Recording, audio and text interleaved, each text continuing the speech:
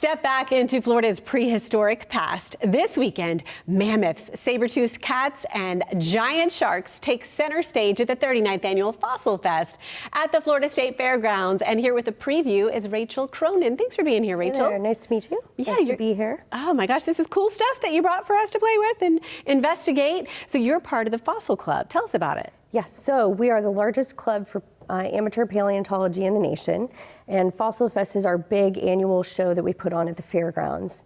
So these are fossils that you can find throughout the Tampa Bay area. So we brought some to show you today and give people an idea of what is here. Amazing. Let's look at everything. Okay, so you told me we've got a big sloth skull down here. Yeah, so this is a giant ground sloth. This would have been about 20 feet tall and about 20,000 pounds.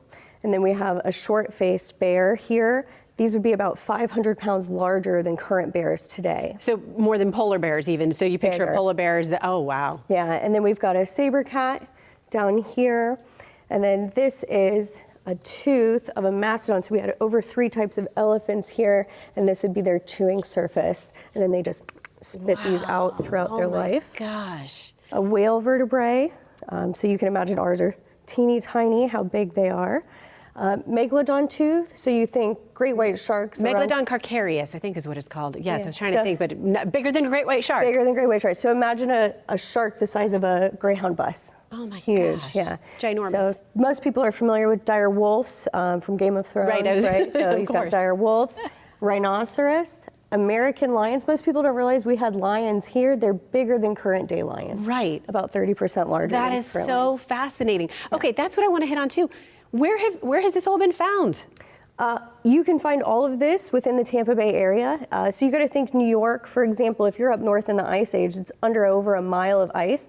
All those animals moved down here to Florida during the warm weather. So we have one of the most paleo-rich states for finding the most diversity in fossils here in the nation. And what's the process as a paleontologist? Where do you dig? How does it work? Yeah, so anywhere the earth has been disturbed, so a good place is the rivers, for example, the beaches. Those are a lot of our members go to those places and find a lot of the fossils. This is an example of different things that you'll find on a normal day, but we have members who find saber cats and different things. We have members who have had species named after them, so it's pretty cool. Oh my gosh. Okay, so obviously you are very passionate being part of the Tampa Bay Fossil Fest, being part of the club. And what do you love about it? Why are you so passionate about it? And what would you say to someone who's interested but hasn't made the big dive yet? Come join us. I've been in the club since before I was born. My family's been in it almost since the foundation of the club, and I feel like that really puts me at a benefit of growing up in it. I'm very lucky to have grown up and done this.